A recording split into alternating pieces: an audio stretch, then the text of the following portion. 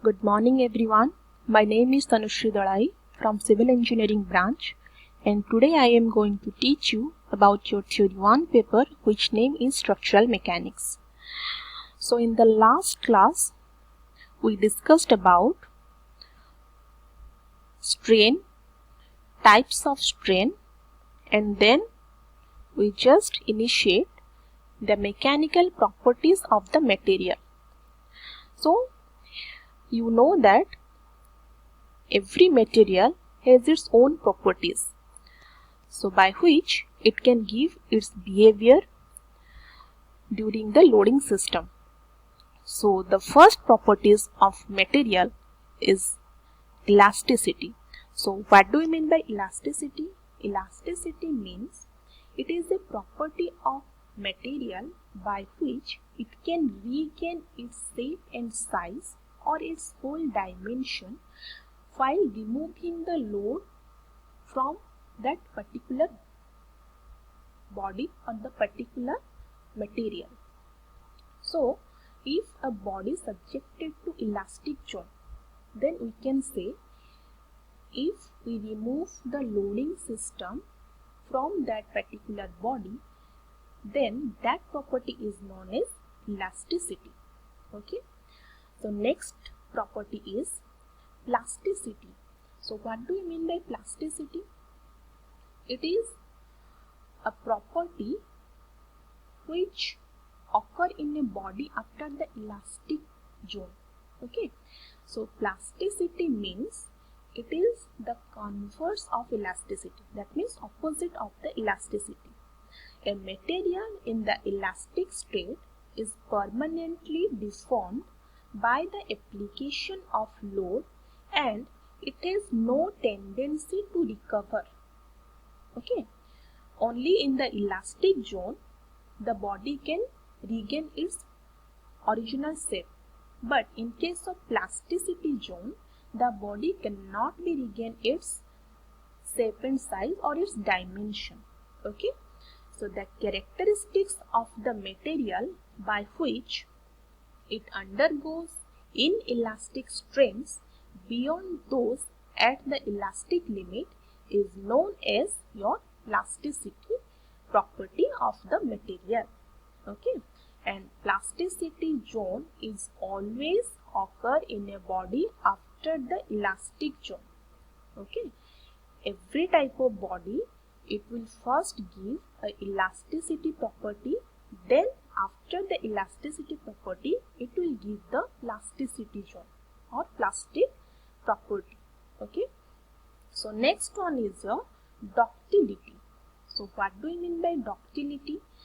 The ductility is the characteristic which permit a material to be drawn out longitudinally to a reduced section under the action of tensile force or large deformation.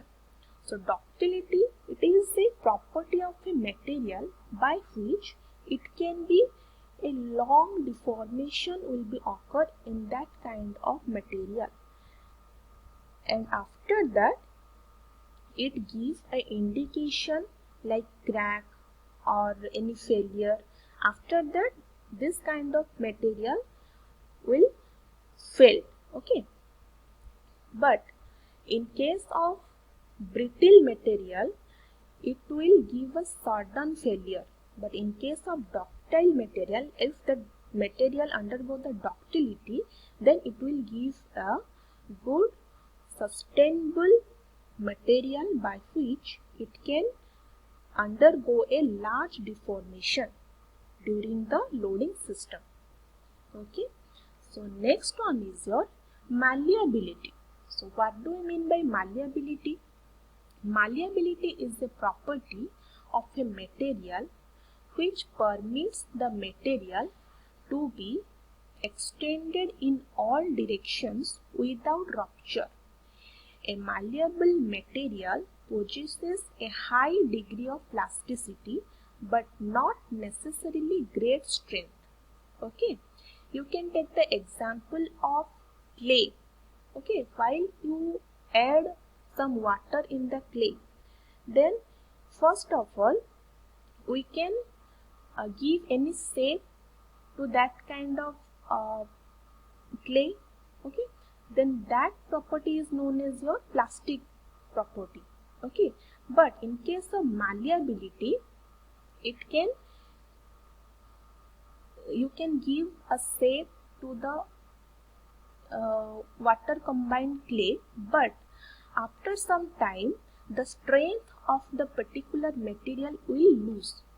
So you can say the malleability is a nature or is a property of the material by which it can be extended in all the surrounding without any rupture. No crack will be there. Okay, without any rupture, it can be extended in all the direction. Okay, so next one is your tautness. So tautness is the property of a material by which it enables it to absorb energy without fracture. Okay, you can taste your rock material, and you can taste the rock material is toughness. If the toughness is in a good, then you can use that material for the building purpose. If not, then you can't use the toughness. There will be some ranges of various kind of material. The toughness value, you should give a taste of any kind of material. After that, you can use that material for the design purpose. Okay, so next one is your hardness. So what do you mean by hardness? Hardness is the ability of a material to resist indentation or surface abrasion. So the hardness can be tested in a machine which is known as Brinell hardness testing machine.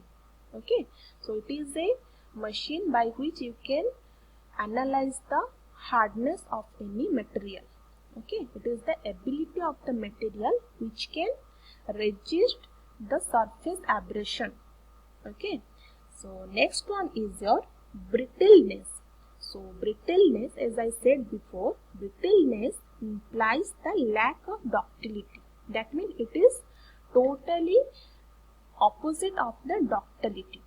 Okay, so a material is said to be brittle when it cannot be drawn out by tension to the smaller section.